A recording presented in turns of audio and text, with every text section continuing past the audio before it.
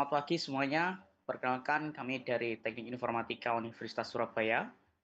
Kami dari kelompok 7 akan mempresentasikan salah satu tugas mata kuliah kami, yakni Human Computer Interaction. Nah, perkenalkan, saya Arya Eki Nur Sputro. Dan saya Alfian Ali Firmansyah. Saya Senjana Stiti. Saya Alessandro Cellini. Saya Irfan Syawan Santoso.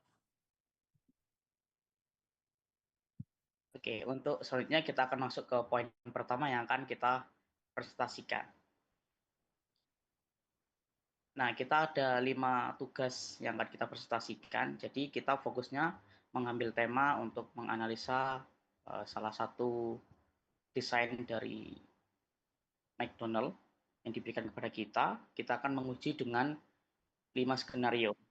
Yang pertama ada skenario untuk memesan makanan, yang kedua untuk skenario melakukan kustomisasi pesanan, yang ketiga untuk menyimpan produk ke menu favorit, yang keempat yakni melakukan payment dari pembelian tersebut, dan yang terakhir yaitu melakukan repeat order dalam aplikasi tersebut. Untuk poin pertama akan dijelaskan oleh rekan kami. Poin yang pertama akan saya jelaskan yaitu memesan makanan.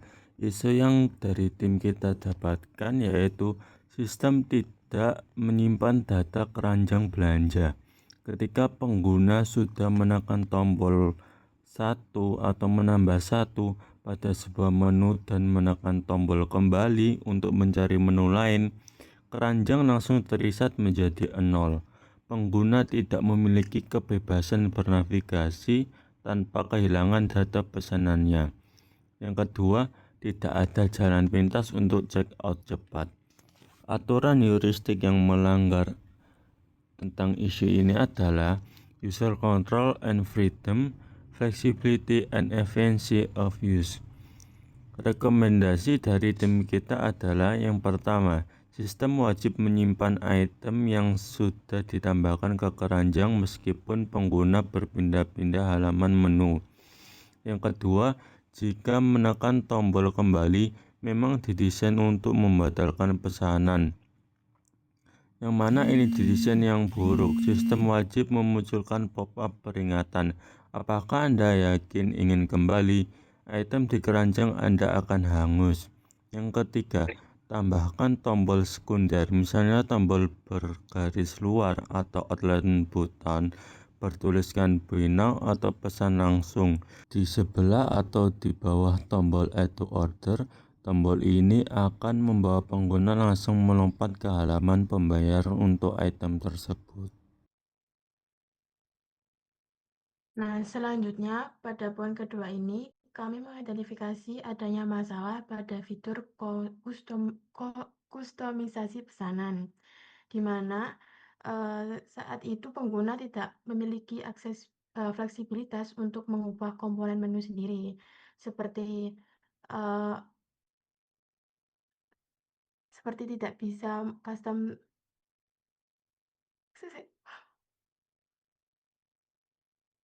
Bisa ulang nggak? Oke. Oke, selanjutnya pada poin kedua ini, kami mengidentifikasi adanya masalah pada fitur kustomisasi pesanan, di mana saat itu pengguna tidak memiliki fleksibilitas untuk mengubah komponen menu itu sendiri, yang secara langsung juga melanggar aturan heuristik yaitu user control and freedom.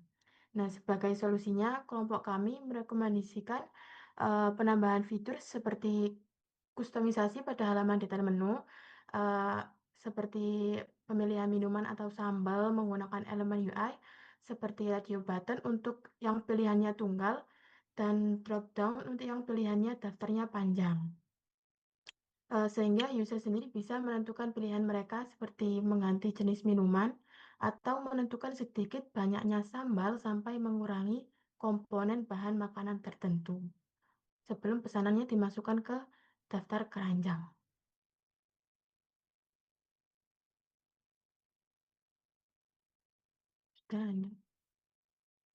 Oke, untuk poin yang ketiga ini untuk menyimpan ke menu favorit. Nah, isu yang kami temukan ya ini di mana menu tidak dapat diklik untuk menjadi favorit ya. Dan di situ juga kita akan kesulitan ketika itu berhasil untuk tempat kita melihat di mana menu-menu yang sudah menjadi favorit bagi kita. Nah, untuk icon ketika ditekan, itu dia malah mengarahkan kepada halaman yang detail menu tersebut. Padahal kan itu ikonnya adalah icon untuk tombol favorit. Yang dimana aturan yang dilanggar dalam heuristik yakni match between system and real world. Nah, rekomendasi dari kami, kelompok kami, pertama yaitu tambahkan feedback visual seperti ubah warna icon jadi warna merah saat ditekan, yakni di mana tombol love itu ketika ditekan dia menjadi warna merah untuk menjadi penanda bahwa menu tersebut adalah menu favorit bagi kita atau sebagai user. Terus yang kedua, ditambahkan icon juga untuk feedback seperti ditambahkan ke favorit. Jadi dibuat seperti pop up yang dimana ketika kita klik dia menjadi tombol favorit, maka muncul sebuah pop up yang menandakan bahwa kita sudah berhasil menambahkan menu tersebut ke dalam menu favorit. Terus yang ketiga yaitu dirubah fungsi icon love jadi toggle, bukan navigasi. Untuk yang menyimpan menu favorit kurang lebih seperti itu. Berikutnya adalah payment. Isu yang kita temukan itu tidak adanya opsi untuk memilih bank atau platform e-wallet secara spesifik membuat proses pembayaran menjadi tidak lengkap dan membingungkan bagi pengguna, dan juga sistem yang hanya menampilkan ringkasan pesanan tanpa menyediakan pilihan lanjutan seperti BCA, BRI, OVO, atau GoPay, dan juga tidak sesuai dengan ekspektasi pengguna dalam pembayaran digital. Hal ini dapat menghambat proses checkout, menurunkan kepercayaan, serta berpotensi menyebabkan kegagalan transaksi. Dan juga sistem seharusnya menyediakan pilihan metode pembayaran yang detail dan jelas agar pengguna dapat menyelesaikan transaksi dengan tepat dan nyaman. Untuk aturan heuristiknya ada visibility of system status dan match between system and real world. Untuk recommendation atau solusinya, yaitu tambahkan di sistem opsi lanjutan seperti daftar bank, seperti BCA, BRI, BNI, dan lain-lain, dan daftar e-wallet seperti OVO, Dana, GoPay, dan lain-lain, dan juga tampilkan metode yang dipilih seperti bank, transfer, atau e-wallet, dan Dana, dan juga beri feedback seperti pembayaran berhasil saat pembayaran selesai.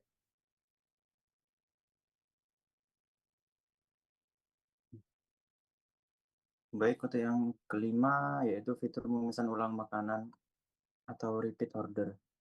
Dan isu yang kita temukan yaitu tidak adanya fitur riwayat pesanan dan pesanan ulang membuat pengguna harus mengendalikan ingatan mereka sendiri untuk melakukan pemesanan yang sama.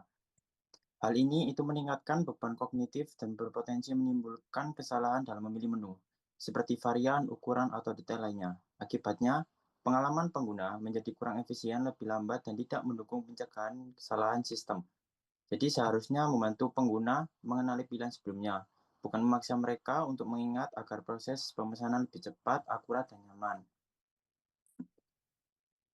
Dan untuk aturan heuristiknya, itu untuk yang pertama error prevention, dan yang kedua recognition, return, dan recall.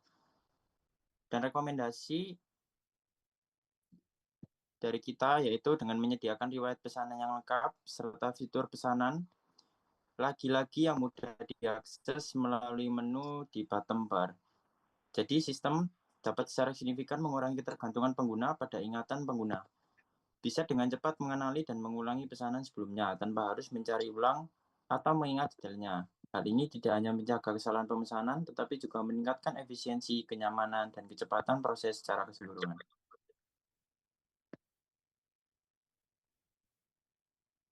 Baik, kesimpulan yang kita dapat dari materi presentasi kita pada hari ini, yaitu secara keseluruhan, prototipe ini sudah memiliki tampilan visual yang menarik.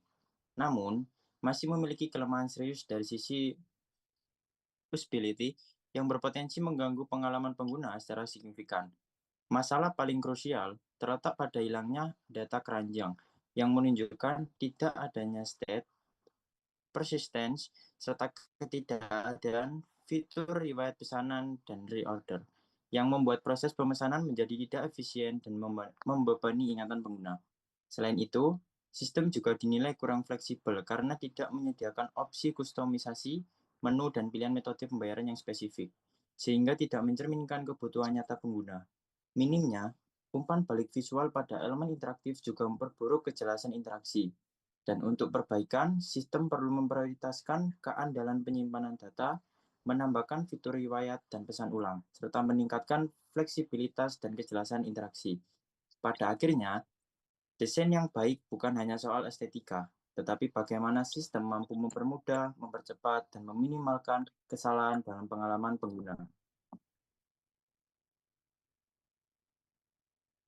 Baik, demikian presentasi dari kelompok 7, kelompok kami mengenai Human Computer Interaction. Kami berharap materi yang telah kami sampaikan dapat menambah pemahaman teman-teman dan tentunya yang melihat video presentasi kita ya mengenai pentingnya interaksi antara manusia dan komputer dalam menciptakan sistem yang mudah digunakan, efektif, dan nyaman bagi pengguna. Terima kasih.